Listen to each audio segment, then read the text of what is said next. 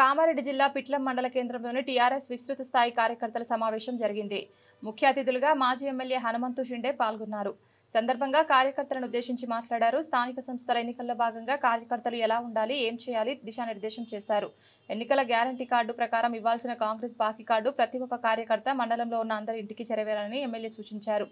ఈ కార్డులోని 12 హామీలను ఏ ఒక్క హామీ అయినా నెరవేర్చారా అని ప్రభుత్వాన్ని ప్రశ్నించారు. ఒక ముఖ్యమంత్రిగా ఉన్నప్పుడు రైతుల కళ్ళల్లో ఆనందం చూసినాం. అటువంటి రైతులకు కూడా మాయ మాటలతో ఈ కాంగ్రెస్ పార్టీ వారు మోసం చేయడం జరిగింది. కేసీఆర్ గారు మళ్ళీ ముఖ్యమంత్రి అయితే మీకు ఇచ్చేది 10,000. మాకు ఓటేయండి, మేము గెలిచిన 100 రోజుల్లో మీకు ఎకరానికి 15,000 రూపాయలు రైతు బంధు ఇస్తామని అన్నారు.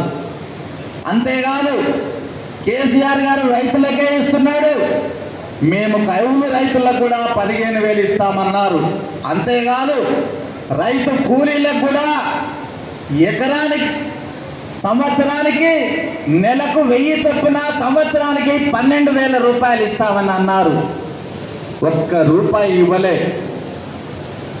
కేసీఆర్ గారు రైతు బీమా పథకం తీసుకొచ్చి రైతుకు ఒక 10 గుంటల భూమి ఉన్నా ఆయన చనిపోతే ఆ కుటుంబాన్ని ఆదుకునే విధంగా రైతు బీమా పథకం తీసుకొచ్చి ఆ కుటుంబ యజమాని చనిపోయిన వారం 10 రోజుల్లో 5 లక్షల రూపాయలు ఇచ్చి ఆదుకోవడం జరిగిందనే విషయాన్ని కూడా ఈ సందర్భంగా నేను మీకు అందరికి కూడా మనవి చేస్తా ఉన్నాను.